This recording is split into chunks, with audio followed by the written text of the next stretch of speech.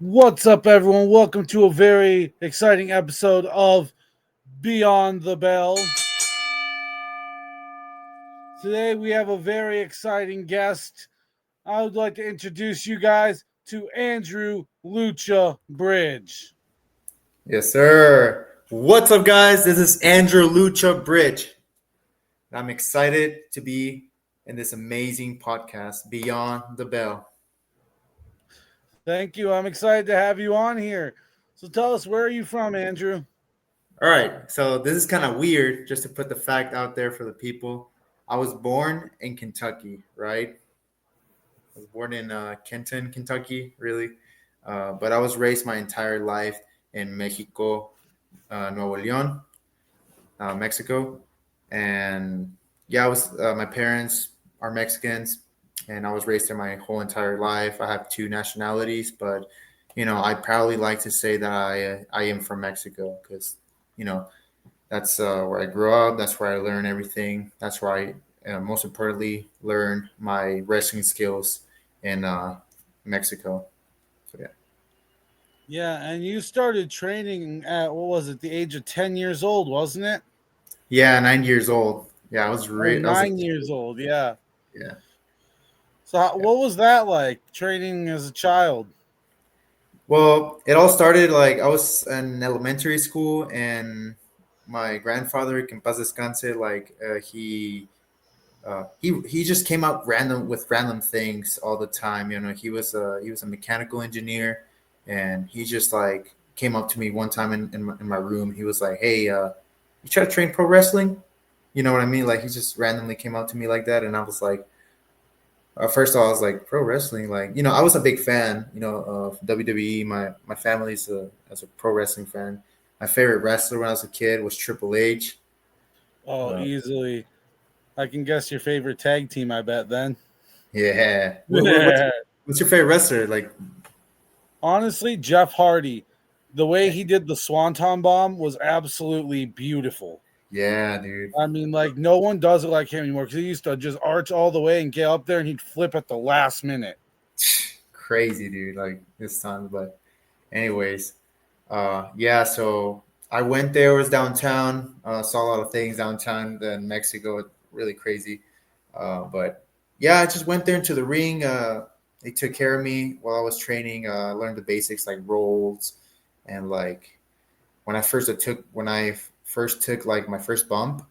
Yeah, that's where I was like, oh my god, and I was like, if I really wanted to do this or not, because I was like, the mats in Mexico are different than the U.S. I don't know if you knew that. I mean, I know either way they're hard and that they They're hurt. yeah, they're both hard, and it's a little stiffer in Mexico, so that kind of Ooh, that's huge. took the air out of me. But I was watching Lucha Libre back then too, and Mystico was, it was my go-to. He's popular again these days. Yeah. But yeah, that's how I started wrestling. I just keep training consistently. My grandpa was really a huge impact on me since he was like motivating me to push me into this amazing and beautiful sport. And it really is an amazing and beautiful sport. So, are you like from a wrestling family, or are you like a first generation wrestler, the only wrestler? Yeah, I am a first generation wrestler. But my brother, my big brother Kevin, shout out to him. He did like the real, like the, how do you call this one, that like the real wrestling, the like the mixed martial arts wrestling. Amateur wrestling? Yeah, amateur wrestling, and he was in the national team and all that stuff. So, but in pro wrestling, I'm the first one in the family to do it. So I'm really proud of that. And in case my brother wants to be a pro wrestler, I can square him away. You can get him in there, you can get him going, huh? Yeah.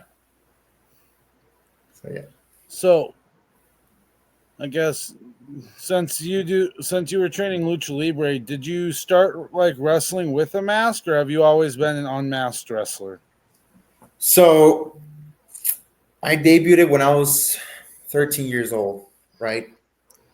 It all started, with baby steps. Obviously, I was a kid when I was training lucha, and I had my my training partner, Rey Sultan from Monterrey, same from my hometown and all that. We were like trading partners, right?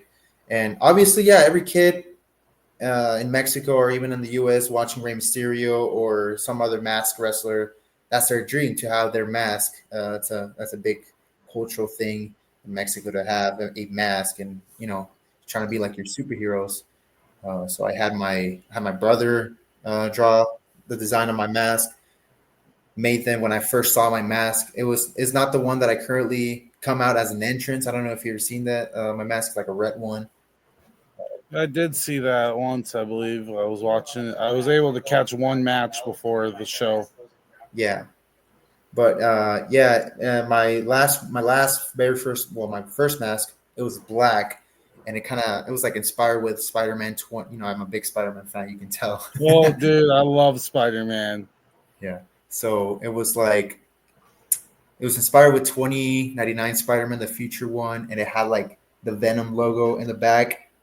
So, but the eyes were red, so you can imagine at night I couldn't see anything. Well, God, no. But yeah, but I debuted it with my mask, and I wrestled for about maybe 4 years or 3 years with a mask until I moved to the U.S. and I just decided to take it off. And were you always Andrew Bridge when you wrestled then? Yes, I was always Andrew Bridge when I wrestle. My last name is Puente, and my dad always he had like code names and at work, and his code name was Bridge. He basically just translated Puente to English, and it's Bridge. So I just kind of did that little fun little kind of goofy thing, But hey, I like it. That's what matters. Hey, it's a good name, man. And like, Thank you. I mean, sometimes just using your real name and even just a little different variation of it is the best way because, I mean, you're being you, and I can tell that when Yeah, you wrestle and everything. It's what you do and it's what you love. yeah, man. But with I do miss sometimes my mask, but taking it off, I think I used to be a very introverted introvert person. How do I say that? Like like You used to be I want to, introverted yeah, and you kind of and just want to stay away from people, but like taking the mask off was kind of your change or what?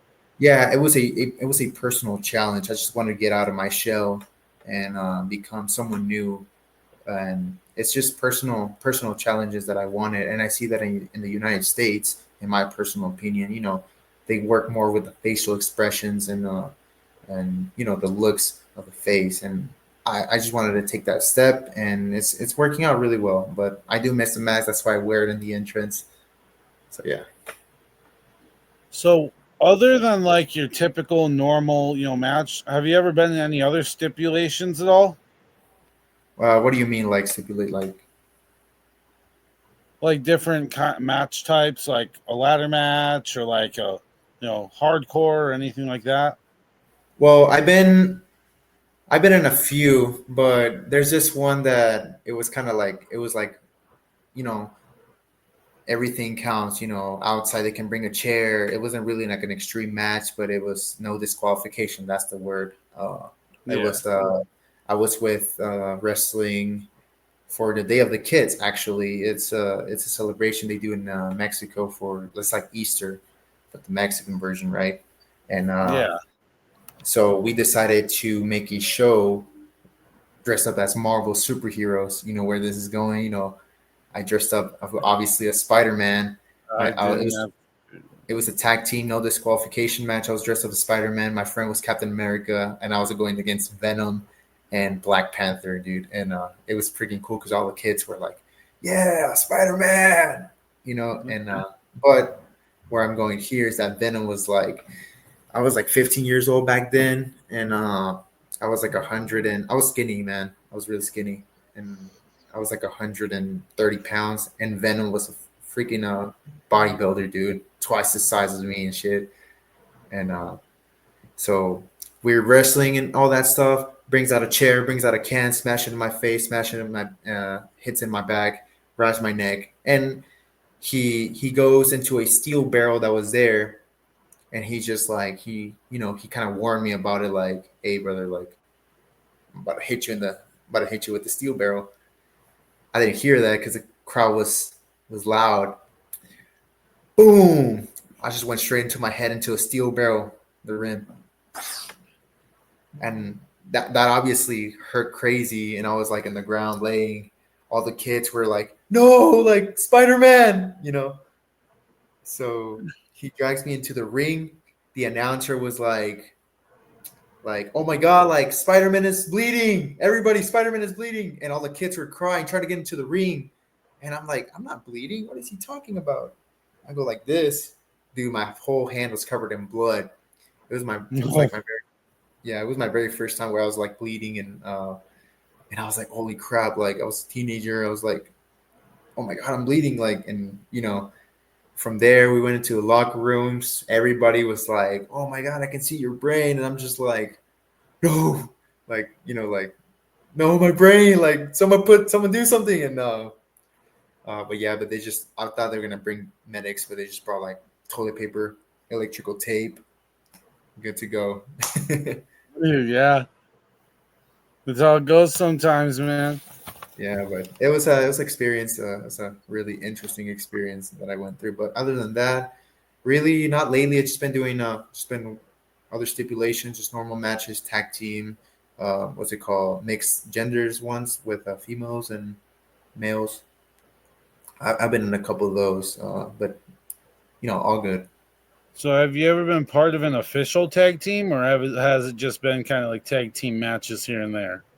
So right now, I'm currently in a where like the promotion that I've been working the most in is it's called Skill Southwest Kansas Lucha Libre, and it's like a fresh promotion that's been 2 years, and I'm in a faction called Hell's Cartel. Ooh, I love that name, man. Yeah, so it's me, Diablo Vega, Bruisador, and Angel de Paz. So and Hector de Oro, he's kind of like jumping in. There's a weird situation with him going back and forth. He has like other goals, but we're about to debut that spoiler. We're about to debut that whole faction in Mexico. So it's coming soon, but it's nice. It's a sneak peek that I'm just giving you. Yeah. I Hell's love that, man. I always love sneak peeks, and I can't wait to hear more about that and possibly see it online somewhere. So, when did you make your American debut then? I made my American debut in 2019 in that year, and it was in Corpus Christi, Texas. It used to be a promotion called Victory Pro Wrestling. I don't think that's a thing anymore. Where I I rest. don't believe so. I believe I've had other people mention it and said that they had shut down. Yes, yeah, yeah. They shut down due to some allegations that happened. Yeah. Uh, but yeah, I debuted there without my mask, and I had like a little connection with this. I don't think he wrestles anymore. Joey Dynamite. He was from Corpus. He was a Corpus wrestler there. But yeah, that's where I debuted in the U.S. in 20. It was like And what was it a good show there? Like it was actually a good show. They would bring I they will they had a stacked roster within stars there in Texas. Uh, I forgot their name, but the production, the even the promoter, they were all humble. They were all like they were not like really picky, or they just let us do they gave us our hit times obviously during the ring, but they would give us like free will of what to do in the ring. Just not kill yourself, right? But yeah, just don't try and break each other's legs or anything crazy. yeah. But that promotion, I felt that it really had so much potential, but things happens for a reason. Yeah, I mean, look at you now. I mean, I can see that like you're a very popular wrestler. You get a pop from the crowd. Yeah, that's my mission, my priority. Every time I go before a match, priority always first take care of my opponents and make them look good. That's my first priority, and then obviously make myself look good and interact with the fans afterwards, because you might be inspiring a future outstanding next boom of professional wrestling. So Exactly. you always got to be connected with the people no matter what. So let's talk titles. What have you held? things like that. Have you had any championships yet? Uh, I had only one championship right now, and it's in Oklahoma. I was a former RDW Red Dirt Wrestling Ironman Championship champion. That's in Well, Oklahoma. This promotion called Unify Wrestling Oklahoma, and that's another promotion that's growing more and more during these past months, and I'm really proud of that. That's the first company that I came back to wrestling with, that I looked into. did you take a hiatus from wrestling? Like a break. Yeah. Well, okay, here comes a fun fact, right? I'm currently in the military, so of course there's obviously a break, basic training, all the way to military school AIT.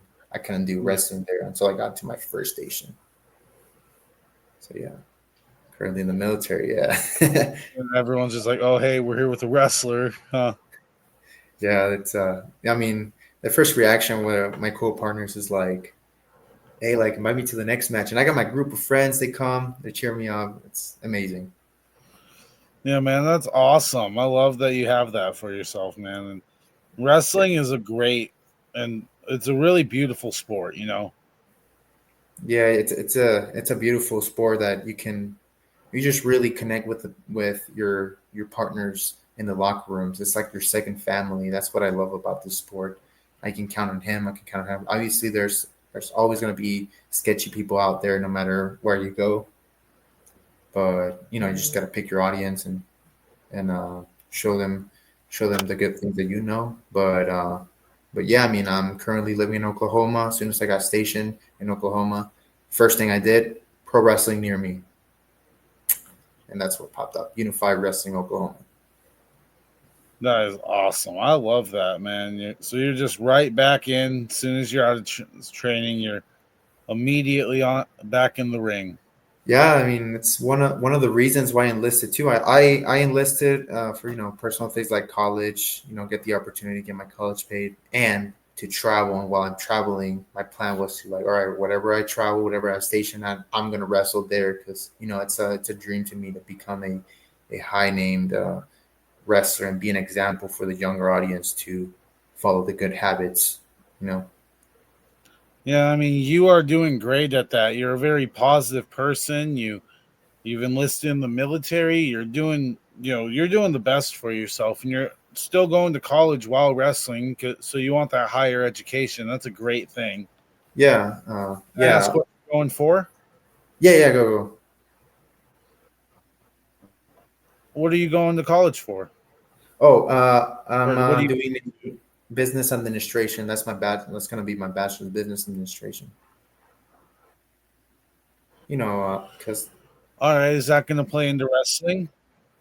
maybe I honestly doing it because, and this is actually a tip and an advice. I'm not really an experienced wrestler that's been decades or years, but the most advice that I've heard from my coaches, my masters, it's always have a backup plan no matter what.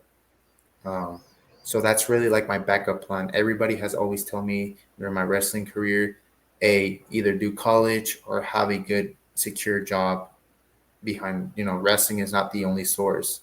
Either God forbid someone gets hurt, you don't got a second plan, right? You don't got a Yeah, second plan, and you're just out there struggling and all that. So that's really the reason I'm doing college and business administration because I want to open a business with my family too. That's another thing. Help my mom. She has like a refinery closed business in Mexico, so that's really another thing. And my dad, we have projects too. So it's it really kind of awesome, man. thank you. Yeah. So, speaking of people getting hurt, have you ever been hurt in the ring other than your big gash on your head? Yeah, dude. I've been hurt quite, but luckily no major injuries or nothing.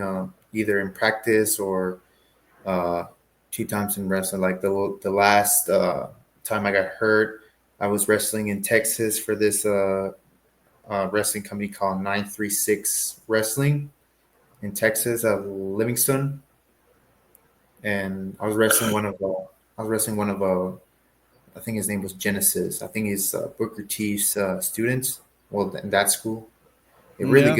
really good wrestler. And I did a 450 splash, but I overdid it, and my hand would go like Ooh. immediately after that. I was like, dang! Like I even saw in slow motion my hand going like over flexing, and this like this went over here, and I'm like, oh please, please God, like I hope I didn't like fracture it or major injury. Fracture. Easily a fracture. Now, like I was lucky, like I got extra tape and shit, and like I got up, I finished the whole drill. That was the end of the match, luckily. Uh, and I got up and they raised my hand, and I'm just like this. I'm like, damn it! Like I got outside of the ring, and I'm like, I immediately went to it was in the woods. That was the locker rooms, just some random woods. Uh, you know, Yeah. and I went there, took my tape off, and I'm just like, with the adrenaline, your body warmed up, you don't really feel it, right? Yeah. And I'm just like, and I feel here, I feel like just I'm moving my fingers, and I feel something swollen here, and I can move it, and I'm like, okay, I'm good. And then later on, they started getting swole. Actually, this part started getting swole. So it was these fingers that over extended. These were good. My wrist was good, so I clicked. I've been hurt in practice before like that, so pour some. I went into I went to Walmart, got a bucket, got salt, Tylenol, ibuprofen, just to get swole down, and ice, right? Put bucket of water, hot water. I was in the hotel with a freaking bucket of water like this, and I'm just like, all right, all right, all right. Swollen now, cold water. Just did that. Uh, put some pomade, I think this was called. Wrap it around, and I was like that for like a week, and I was good to go from there. But So you got quick treatments for yourself, and that and you're good to go, huh? yeah, it's just some things like I said, when I was in practice in Mexico, long time ago when I was a kid, I was practicing chain wrestling. You know how we do a lot of chain wrestling in Mexico. My Yeah. coach, I did like an arm drag to him, and I put my hand behind his back. Same thing, brother. He literally flipped over me because I did an arm drag. He was selling it, and boom, Matt was here. I put my hand like this, and his body went like on my hand like this. Oh, oh, whoa. So I was like, that now that it popped, like I heard a pop, and I'm like, oh crap! I was like, hey, stop, stop, stop! And I'm just like, they're like, what? And I'm like, he started checking me, and like, all right, just stand by outside. And I was like, well, you got some ice? And they were like, no, but we got some frozen tortillas. and I'm and I'm like, all right, that'll work. I put it on, and I had a giant ball right here, like swollen, and I couldn't do this. And same thing, my grandfather, my dad, and all three, like my brother too, they taught me this method. The bucket of water, ice. Just keep doing that until it goes down. So I've been hurt a few times, but thank God, nothing major. I'm glad to hear there was nothing major there with any of the pain or nothing. So, Yeah. what's your biggest match that you've had? Biggest match. I'm not Yes. gonna lie. The last one that I just had with Tucson, I'm gonna say that was a big match for me and my personal opinion. With Toxin? Yeah, or the one that I had in Mexico last December. It was a fatal six man match for a title. I was going against like really good like elite high fighters from my hometown, but Toxin it's up there, one of those two, Oh, yeah. because that will explain why. Like Toxin, I used to watch this guy when I was in middle school. I'm 23 years old currently, and I used to watch this guy in middle school. His when he first started with Mr. Iguana, you know that guy. Like, Oh, yeah. Everyone knows Mystery Guano. yeah, and he had like that when they first started, Eris, Latigo, like, and I was like, oh fuck, like these guys are pretty high speed. Like, until my promoter from Skill, Angel the Bus, that promoter, he just randomly on a random Tuesday before the weekend of the show, hey, by the way, I just got this high star wrestler. I'm like, how did you did that? Like, how did you do that? And I'm like, he just, hey, like, I got connections. And like, he came up with Toxin. He made a deal with him. And he was like, hey, Andrew, you and Diablo, some other friend, you're gonna have a triple threat. And I'm like, all right, cool. I got one of my friends from a faction and Toxin. So we're gonna make a banger, a three triple threat match. But then Diablo, unfortunately, his car got messed up, so it was just a 1v1, me and Toxin. And I'm like, oh damn! Like I low key was telling my Damn. friends, yeah, like damn, like now, like a few years later, I'm about to face the guy that I used to see like after middle school class and stuff like that as a kid. So I was nervous, like everything went Yeah, of well. course we're nervous. I mean, of course you were. I know the feeling, man. Just a few months ago, I opened for a music artist who I literally listened to during school all the time. Like I'm telling you, like that. You just want to like leave, you just want to disappear, but it's like you can because like you see it The as an dream is opportunity. right there. You can't take off now. You know. But Yeah, but yeah, I get that feeling, man. Every I'm time I glad started down there. I start sweating bullets. I'm like, sleeping on my bed. I'm like, oh my god, like, I just want to get it over with. Yeah, but I understand. but everything went well. I met him, really humble guy. We're gonna plan something in the future too. But yeah, the match went amazing. Uh, and yeah, and for the match that in Mexico, that was low key another challenge for me because uh, the pace that luchadors have is really different from the U.S. wrestlers. Both of Oh them yeah, are definitely. both of them are amazing. But for me, like the pacing mixture in Mexico is more acrobats and more hittings and more running around, and that's what makes lucha libre magic. Because That's why I love lucha libre so much. yeah.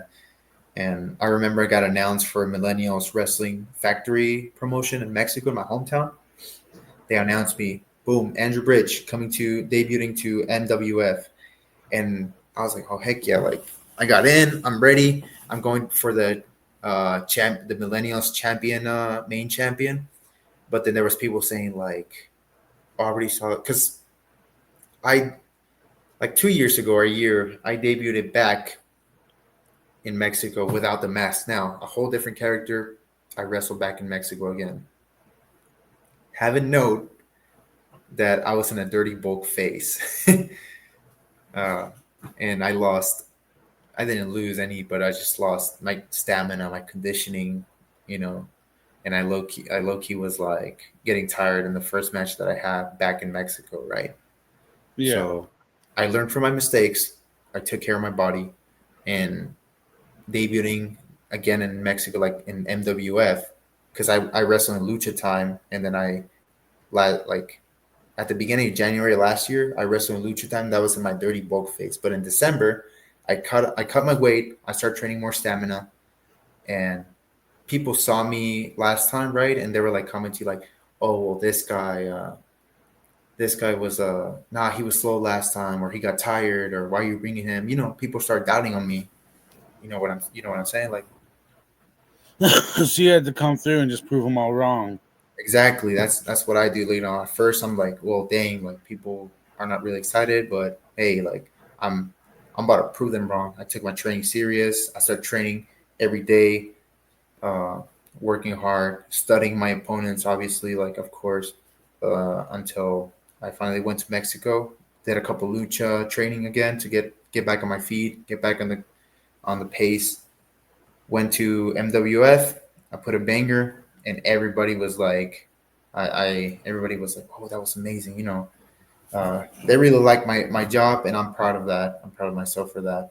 They really like my job, and I'm happy to come back there in December and show them more and connect more with the fans, with the people there. Yeah, I know you're gonna do great when you get there. So, Thank you. I guess I got a couple more questions before I have to let you go here. But I guess since you wrestle in Texas sometimes, what's your opinion on the lack of drug testing there with pro wrestling? Well, I wasn't really aware of that, but uh, I guess it should be Yeah, like, yeah, I didn't know about that subject, but now that you yeah, it's say fully it, unregulated for drugs. well, I think the commission from like the Texas commissioning, I guess they should do more drug testing more often. You know, we're trying to set an example for the younger audience to do the right thing. You know, you know what I'm saying. Trying to go to like Yeah, because we're like we're figures to the younger audience in pro wrestling, and whatever we do, they're gonna take it as an example. If we do the right thing, they'll do the right thing. If we do the wrong thing, they'll probably start doing other stuff that's probably not good. So we should start doing the right thing more often on pro wrestling, and I think it should be more stricter with the drug testing and all that stuff. I agree with that because I mean, how are we going to have a sport that's dangerous and injures people, but we or can injure people? It doesn't like outright injure people, but and then no drug testing. Someone could be in there on steroids. Someone could be in there on anything, and you don't know what you're dealing with. Exactly, and not only that, it can even besides the steroids, like if it's on any other drug or alcohol, it can either put in danger their partners, their opponents, and it can cause them an injury that can have them for the rest of their lives.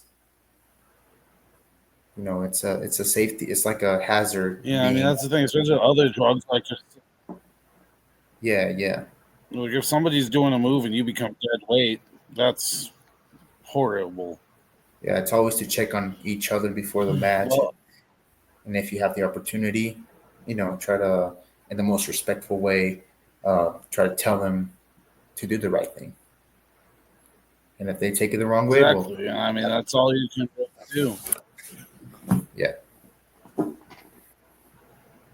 So I guess the last one. This one's kind of a tough one, but who's your Mount Rushmore of wrestlers? They can be the luchadors from Mexico, independent scene wrestlers, people from like WWE or things like that. Anyone who wrestles.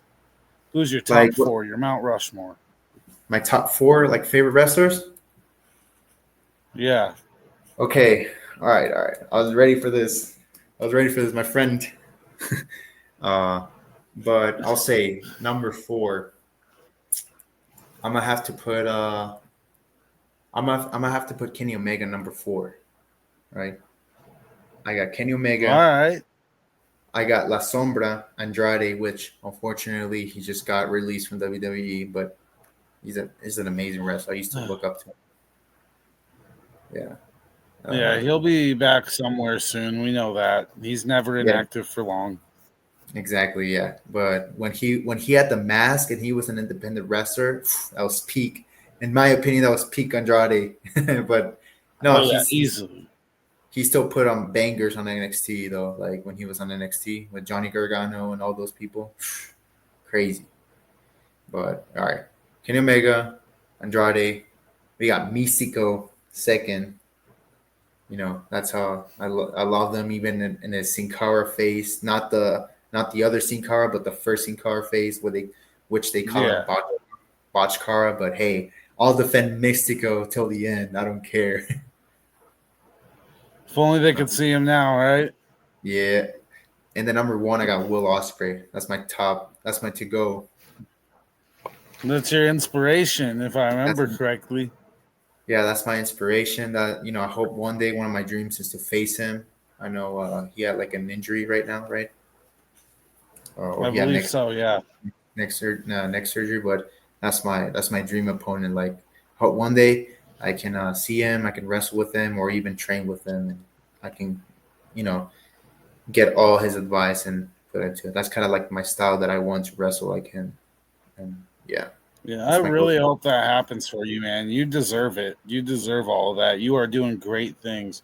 But we are about out of time. So if there's anything you want to tell everyone before I let you go, you have the floor all to yourself one last time.